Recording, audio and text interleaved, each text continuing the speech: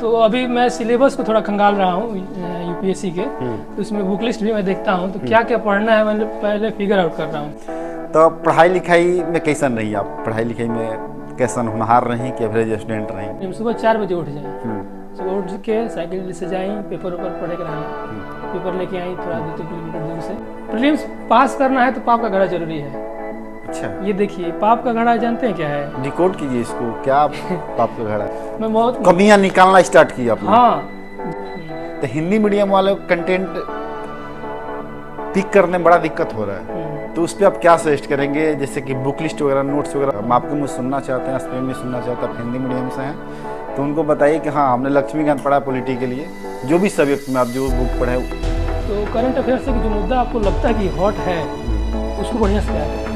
आपको क्या लगता है कि हिंदी मीडियम में जो एस्पिरेंट्स हैं उनके मिस्टेक्स क्या होते हैं, वो कैसे मिस्टेक्स करते हैं? देखिए मेरा सलाह रहेगा कि पाप का घड़ा आप लोग जरूर बनाइए और स्वास्थ्य का ख्याल रखें। पढ़ावल लिखावल में जितना हमारा कष्ट मिल बटे वो कष्ट के हम ये लोग के ना होके देनी।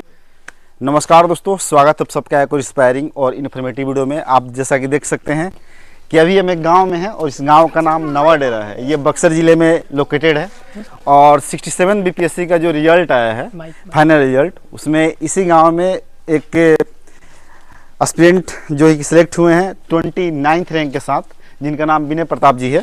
और ये मेरे चैनल पर देखते थे और सबसे बड़ी बात है कि हिंदी मीडियम से हैं, तो इनसे हम रूबरू होंगे और जानेंगे कि इनका क्या स्ट्रेटेजी, क्या मोटिवेशन, क्या स्ट्रगल सारी चीज़ रहा है, क्या कंटेंट, क्या बुक्स, क्या नोट्स वगैरह था। इसी घर में रह के इन्होंने पढ़ाई किया है, ये पटना में भी नहीं रहे हैं। उसके बाद में यहीं पर रह के 2-2.5 साल यहीं रहना, तैयारी करना, फिर सिलेक्शन होना। विनय प्रताप जी, सबसे पहले तो आपको कॉन्ग्रेचुलेसन, बहुत धन्यवाद। तो चलिए हम चलते हैं। ये अंकल जी हैं और इनके दादाजी हैं, नमस्ते। तो यहाँ जब हम आए थे तो हमने देखा कि यहाँ पे बोर्ड वोर्ड लगा के यूपीएससी 2024 के लिए आप टारगेट कर रहे हैं। तो विनय जी, इसको बताएं आप कि अब क्या आगे का प्लान वगैरह है इसमें। पहले तो थोड़ा सा बताइए कि अपने बारे में थोड़ा सा ब्रीफली आप बता दीजिए। मेरी बेसिक जो पढ़ाई है वो गांव से ही हुई है जी, 10वीं तक की, मेनली 12वीं तक की यहीं से हुई है। उसके बाद इंजीनियरिंग किया है मैंने भोपाल से, सिविल इंजीनियरिंग में। उसके बाद गेट क्वालिफाई करके एमटेक किया एनआईटी पटना से, और 2021 में गेट का मतलब एमटेक करने के बाद मैं आ गया सिविल सर्विस की तैयारी में। और मेरा पहला ही प्रयास था, उस समय बीपीएससी में लगा मैं, फिर तो ये थोड़ा खिंच गया, इसमें सिलेक्शन हुआ, तो अब यूपीएससी की तरफ जाना है। जैसे कि ये बोर्ड आपने टांग रखा है, आपने बीपीएससी में सिलेक्ट होकर आप एसडीएम बनेंगे, डिप्टी कलेक्टर। यहाँ पे जो 30-10 मतलब कि आज का ये है सर आप आज का प्लान, तो इसमें क्या क्या है? इसमें हम जो टॉपर्स होते हैं उनकी बुक लिस्ट होती है। तो अभी मैं सिलेबस को थोड़ा खंगाल रहा हूँ यूपीएससी के, तो उसमें बुक लिस्ट भी मैं देखता हूँ, तो क्या क्या पढ़ना है मैं पहले फिगर आउट कर रहा हूँ, क्या क्या किताबें पढ़नी है, तो वही बुक लिस्ट है सब्जेक्ट वाइज। डिटेल में बात यहाँ टारगेट में। और विनय प्रताप जी यहाँ बैठ के पढ़ाई करते थे, यहीं पे आप देख सकते हैं। तो आइए हम बैठ के बातचीत करेंगे। हम भोजपुरी में इस इंटरव्यू करने जा रहे हैं क्योंकि सबका अपना कर्तव्य फर्ज है कि अपने जो उसका मातृभाषा है उसका बढ़ावा दे, तो इसकी वजह से भोजपुरी में करेंगे। और तो आप लोग भोजपुरी यदि समझ में आवेला तो आप लोग वीडियो के एंजॉय करी जा, यदि ना समझ में आवेला तो भोजपुरी में कितना मिठास बटुए अगर समझी जा। तो आप सबके ये वीडियो यदि अच्छा लगे, आपके प्रिपरेशन में थोड़ा सा भी ऐसे हेल्प होके, थोड़ी सी भी इंपॉर्टेंट टिप्स यदि मिले, ऐसे थोड़ा भी वैल्यू ऐड होके, तो इस चैनल ग्रो करे खातिर चैनल के सब्सक्राइब कर लें जा और इस वीडियो के लाइक और शेयर करना मत भूलें। तो सबसे पहले आपके बहुत बहुत कॉन्ग्रेचुलेसन, बहुत धन्यवाद। ब्रीफली अपने बारे में बताइए आप। हम नवा डेरा गाँव के निवासी यहीं बक्सर जिला के। हमार शुरुआती शिक्षा जौन बा गाँव ही से भइल बा, 12वीं क्लास तक हम ये पढ़ले बनी। उसके बाद हम इंजीनियरिंग कैले बनी सिविल इंजीनियरिंग में भोपाल से, LNCT कॉलेज इनका नाम है। उसके बाद हम एमटेक कैले बनी 1921 में स्ट्रक्चरल इंजीनियरिंग में एनआईटी पटना से। 1921 में? अच्छा। 21 में फिर इन्हें हम आगे बनी सिविल सर्विस की तैयारी में। ठीक बा। पहला हमारा प्रयास रहा। क्या मतलब मीडियम रख ले रहे हैं, ऑप्शनल सब्जेक्ट का रख ले रहे हैं? बेसिक हमारी पढ़ाई हिंदी में भई रहे, ऐसे हम हिंदी के प्रीफर कैनी अपना लैंग्वेज में, हिंदी हमार लैंग्वेज रहा। ऑप्शनल भी हमारे हिंदी साहित्य ही रहा। ओके, आप लोग की बहुत डिमांड होती थी कि हिंदी मीडियम में जो सिलेक्ट हैं काफ़ी अच्छे पोस्ट पे अच्छे रैंक के साथ, तो उनका इंटरव्यू कीजिए। तो इसमें सारी डिटेल स्ट्रेटेजी हम इसमें इस वीडियो में बात करेंगे। तो गांव में जिससे आप रह के प्रिपरेशन करते रही, तो गांव में वो टाइप के माहौल और एम्बियंस बन पावे लगी ना? बिल्कुल, गांव में तो और ज़्यादा अच्छा माहौल रहला। जैसा लोग कहला कि पड़ोसी हमारे खराब बनता ना देता, हमारे तो पड़ोसी सबसे बढ़िया बन। अच्छा, हम जब इंटरव्यू देवे जाते रहे 19 तारीख के, हमारे पूरा गांव हमारा के छोड़े आई रहे, आशीर्वाद देवे आई रहे।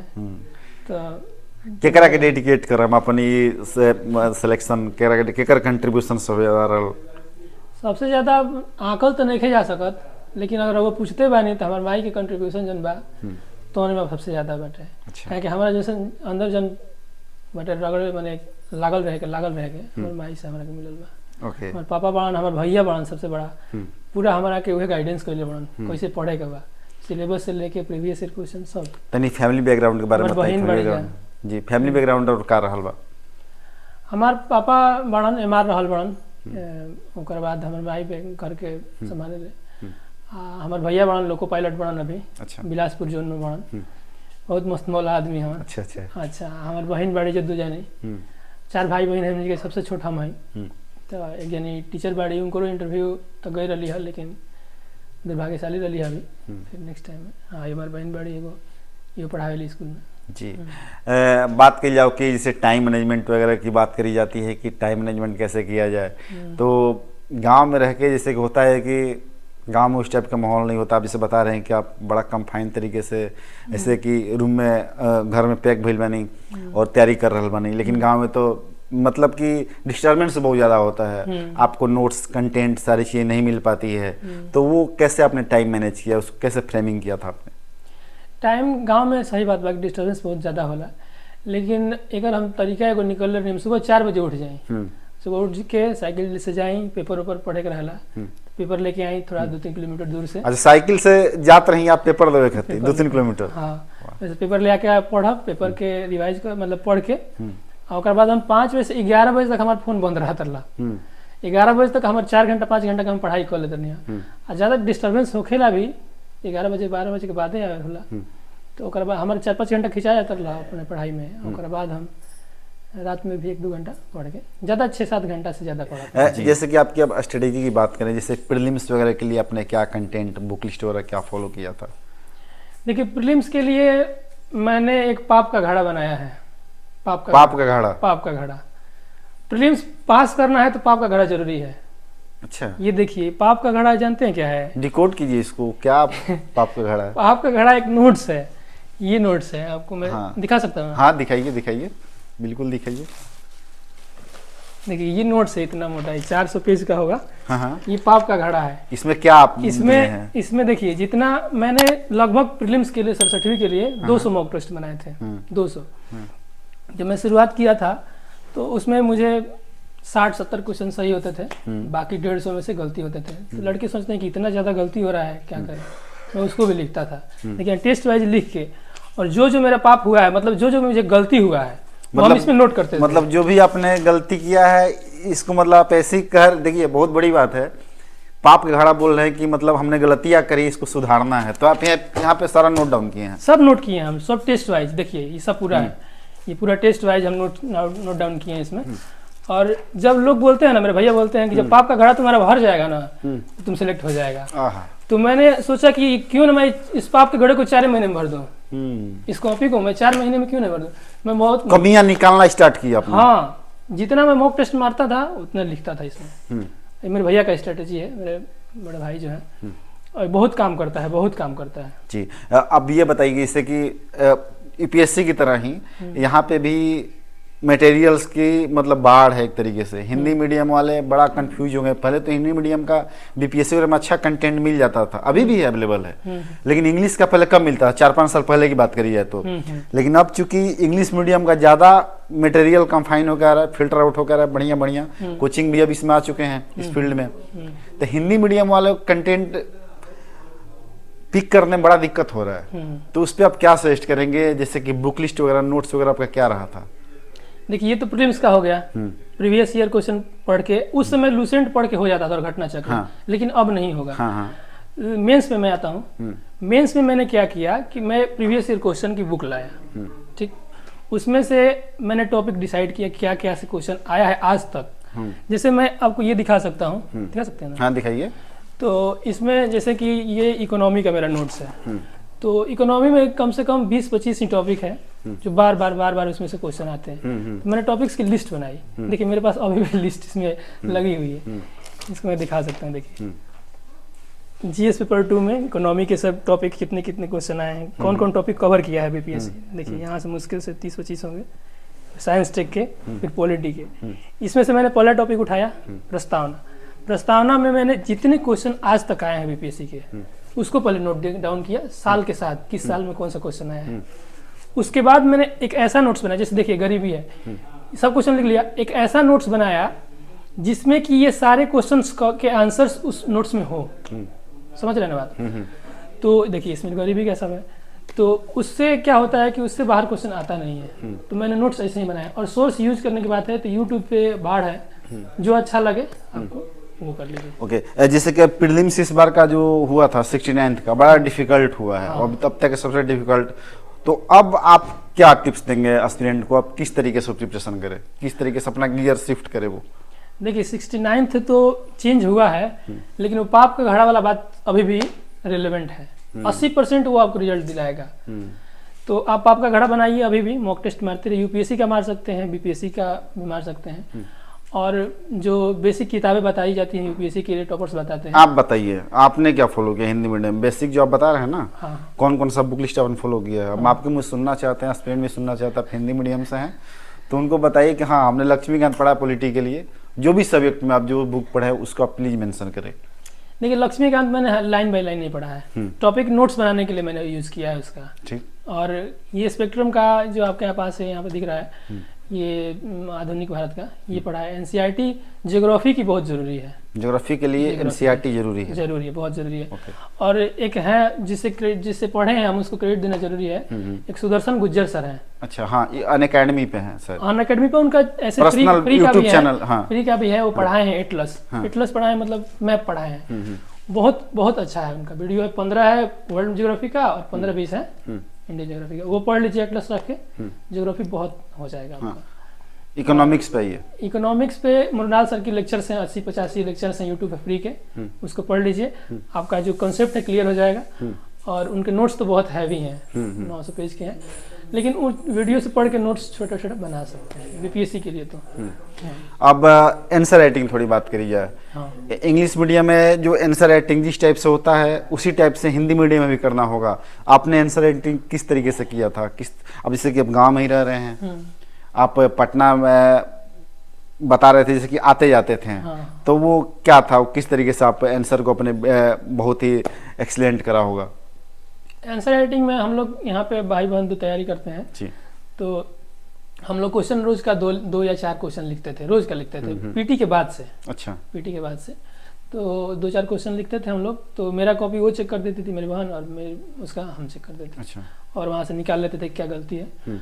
और जितना भी गलती होता था फिर मॉक टेस्ट हम लोग मारते थे पटना में जाके कोचिंग्स में। तो वहाँ भी हम लोग एड ऑन कर लेते थे जो हम लोगों में कमी रहता था। तो ऐसे रेगुलर प्रैक्टिस आंसर राइटिंग का तो जरूरी ही है। हाँ। बिल्कुल। करंट अफेयर की थोड़ी आप बताएं अपनी स्ट्रेटेजी, करंट अफेयर में आपने क्या कैसे किया था और किस तरीके से उस पर, क्योंकि सर ऐसा है कि करंट अफेयर में अथाह है ना, कहाँ से आएगा कोई ठीक नहीं। इस बार तो इंटरनेशनल बता रहे थे लोग, करंट अफेयर में ऐसा कुछ आया है, तो उस पर कैसे कमांड कर सकते हैं आप? मतलब क्या टिप्स दोगे, किस तरीके से उस पर काम करें? पीटी के लिए या मेंस के लिए? पीटी मेंस दोनों को लेके चलें आप। देखिए मेंस के लिए तो विजन आईएएस की जो होती है मेंस 365 वो काफ़ी है, उससे बाहर कुछ नहीं जाता है। उसमें भी आपको बहुत कम पढ़ना है, थोड़ा जानकारी रहना चाहिए कि क्या। देखिए मैं आपको एग्जांपल देता हूँ। अग्निवीर जब आया था, हम लोग का गांव जो है ना उसको सिपाही फैक्ट्री बोलते हैं। अच्छा, आर्मी में गांव बहुत सारे लोग हैं, बहुत आर्मी में, हाँ, कांस्टेबल आर्मी में सब बहुत। हाँ। तो हम लोग के गाँव का बहुत लड़का लोग गया था आंदोलन में। अच्छा। तो हम बोले कि अरे फंस भी गया था सब। तो उसमें हम बहुत नजदीक से कवर किए उसको, अग्निवीर को।